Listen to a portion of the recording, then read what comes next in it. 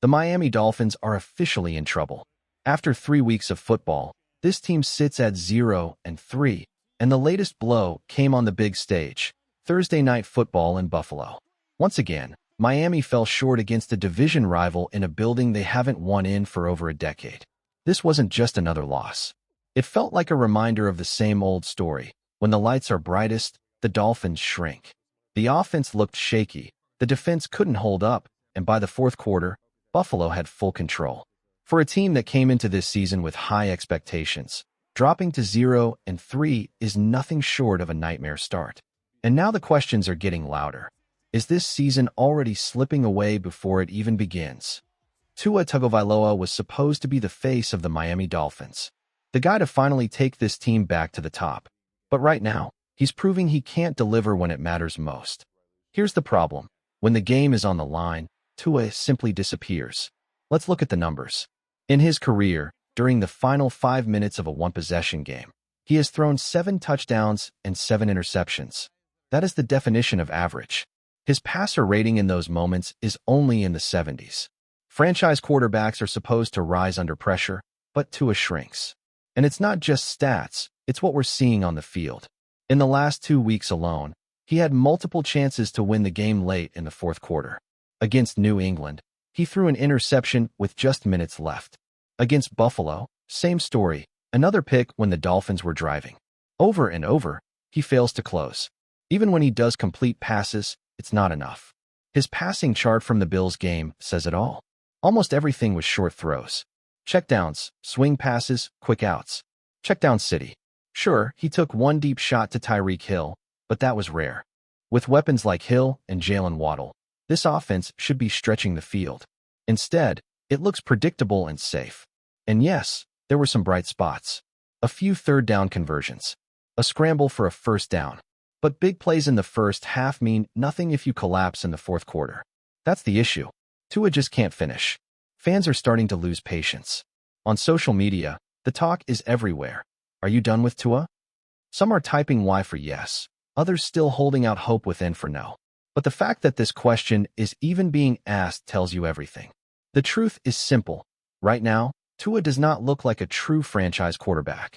He doesn't scare defenses late in games. He doesn't inspire confidence when Miami is trailing. And until he proves otherwise, every close game is going to feel like déjà vu for Dolphins fans. Another missed chance. Another heartbreak. If you think the Dolphins can just cut ties with Tua Tagovailoa tomorrow, think again. The reality is, Miami is stuck in what I'll call the contract trap. This past offseason, Tua signed a massive extension. 4 years, $212 million. That's superstar money. But here's the problem. His performance hasn't come close to matching that price tag. Now let's talk numbers. If the Dolphins try to cut him today, the financial hit would be insane. Over $137 million in dead cap. No owner, not even Stephen Ross, is signing off on that. Even at the end of this season, it's still nearly $100 million in dead cap. In other words, impossible to move on. So what about a trade? On paper, it sounds good. Find a team willing to take a chance. But think about it. Which franchise is going to pay Tua that kind of money, with his track record of shrinking in big moments? Right now, the trade market is almost non-existent. That means the earliest realistic time Miami can escape this deal is after the 2026 season. At that point, cutting Tua would cost only about $31 million spread over 2 years, and the team would actually save $20 million in cap space. That's manageable. But until then, the Dolphins are locked in. And this is why it feels like the clock is ticking on more than just Tua. Head coach Mike McDaniel and general manager Chris Greer are tied to him. If they don't survive past 2025, and it's looking like they won't, then whoever comes in next will be handed Tua for 1 more year. And you can bet that new leadership will already be preparing for life after him. So here's the reality check. Whether fans like it or not, Tua isn't going anywhere right now. He's too expensive to cut, too unattractive to trade, and too inconsistent to fully believe in. Miami is caught in the middle, paying a quarterback like a superstar, but getting average results in return. That's the trap. The Dolphins know Tua isn't the long-term answer, but financially, their hands are tied, at least for the next couple of seasons. Now that we know Miami is stuck with Tua for at least another season or two, The next big question is this: who's next? Because deep down, everyone in the organization knows that Tua is not the long-term answer. The Dolphins will have to prepare for life after him, and there are a few different paths they could take. The first option is the most obvious: the NFL draft. Every year, new quarterbacks come out of college with superstar potential. Miami could spend a first-round pick on a young QB and let him develop behind Tua for a season. That way, when the contract situation allows it, the rookie is ready to take over. But drafting isn't the only option. There's also the possibility of making a move for a young quarterback already in the league. One name that's been floated around is Anthony Richardson. He's extremely talented, but injuries and inconsistency have lowered his value. Buying low on a player like him could be the type of gamble that pays off big. There's also free agency. Every offseason, quarterbacks shake loose, whether it's a backup looking for a starting job or a team deciding to move on from their guy. Miami could sign someone with upside, hoping to strike gold. The bottom line is this: the front office cannot afford to wait until 2026 and then start thinking about replacements. The smart play is to begin building for the future now. Because if the Dolphins don't plan ahead, they risk wasting years stuck in mediocrity. And this isn't just about finding another quarterback. It's about giving the fans hope. Right now, the fan base is divided. Some are done with Tua, others still believe. But if the Dolphins bring in a young QB prospect or a promising talent, it sends a clear message: we're building something bigger. So whether it's through the draft, a trade for a guy like Richardson, or a free agent signing, the search for Miami's future quarterback has already begun. Because one thing is becoming clearer every week: this franchise cannot rely on Tua forever. The countdown to the next era has already started. Let's shift the focus to head coach Mike McDaniel. At first glance, he looks like a creative mind, a coach who has brought energy and personality to the Dolphins.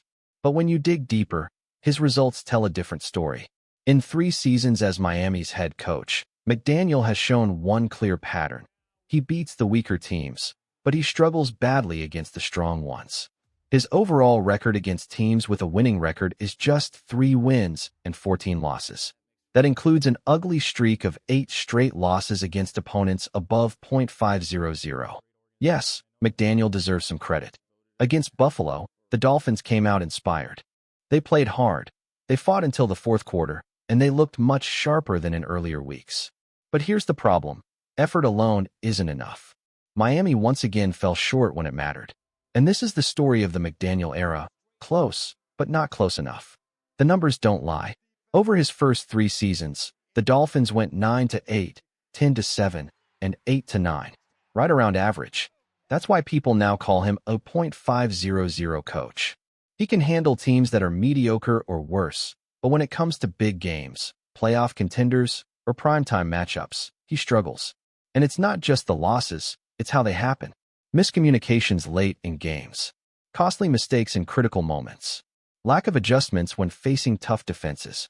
These aren't the habits of a championship-level head coach. Now, to be fair, McDaniel isn't the reason Miami lost to Buffalo. The players made mistakes, and the defense was awful. But the bigger picture doesn't change. If this team wants to compete for a Super Bowl, they need more than an average coach who can only get them to 9 or 10 wins.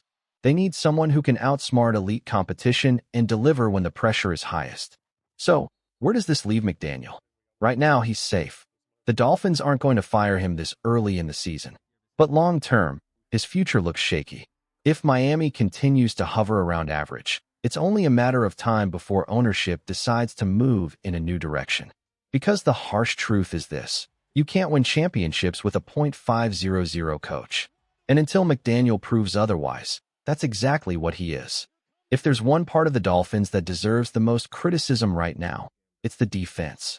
To put it simply, this unit has been a complete disaster. Through the first 3 weeks of the season, Miami has given up 33 points in Week 1, 33 in Week 2, and 31 in Week 3. That's almost 32 points per game, the worst in the entire NFL. What makes this so frustrating is that expectations were high. On paper, Miami's front 7 looked strong. Names like Zach Sealer, Chop Robinson, Jalen Phillips, Bradley Chubb, Matthew Judon, Kenneth Grant, and Jordan Brooks gave fans hope. This group was supposed to stop the run, pressure quarterbacks, and be the strength of the team. Instead, they've been invisible. Take last night against Buffalo. Josh Allen's pressure rate was only 9.4%. For perspective, in the first 2 weeks, no quarterback had a pressure rate lower than 20%. That means Miami gave Allen more time than almost anyone else in the league has gotten this year. And when a quarterback like Allen has time, he's going to carve you up. It's not just about the lack of pressure. James Cook averaged 5.7 yards per carry. The Dolphins couldn't stop the run, couldn't stop the pass, and couldn't come up with stops when it mattered. Even worse, some of the play calling from defensive coordinator Anthony Weaver was flat-out baffling. One example stands out. On a crucial 3rd and short, Miami rushed only 3 players and dropped 8 into coverage. One of the guys in coverage? Zach Sealer, a defensive lineman who should never be chasing receivers downfield. Unsurprisingly, Allen had all day in the pocket and easily converted for a first down. Situations like this make fans wonder what exactly the plan is on defense. Now, is all the blame on Weaver? Not entirely. Players still have to execute, and many simply aren't making plays. But when your defense looks lost week after week, it always circles back to coaching. Weaver may be respected inside the locker room, but respect doesn't stop opponents from scoring. Right now, Miami's defense isn't just bad, it's costing them games.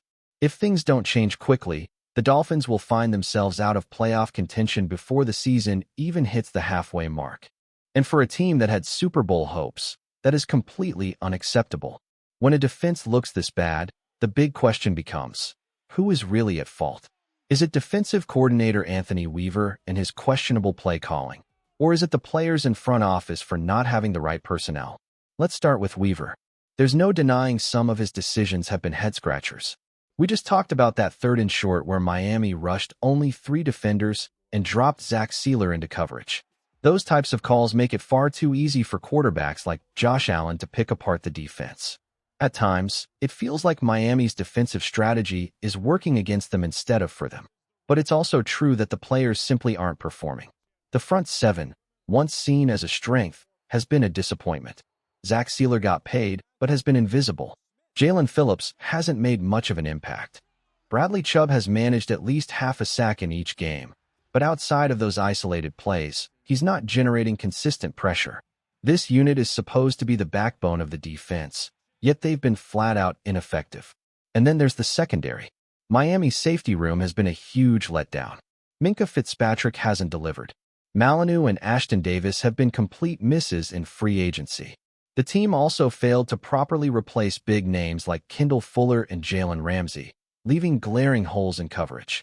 Outside of a decent half from Jack Jones, the cornerback play has been shaky at best.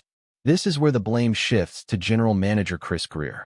He's the one responsible for building this roster, and right now, it's clear that the personnel isn't good enough to compete with top offenses.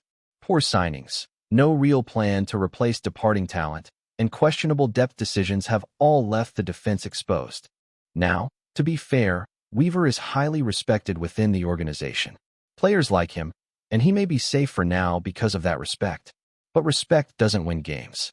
If the defense continues to give up 30-plus points every week, tough decisions will have to be made, whether that means coaching changes, roster shakeups, or even trades. At the end of the day, the blame doesn't fall on just one person.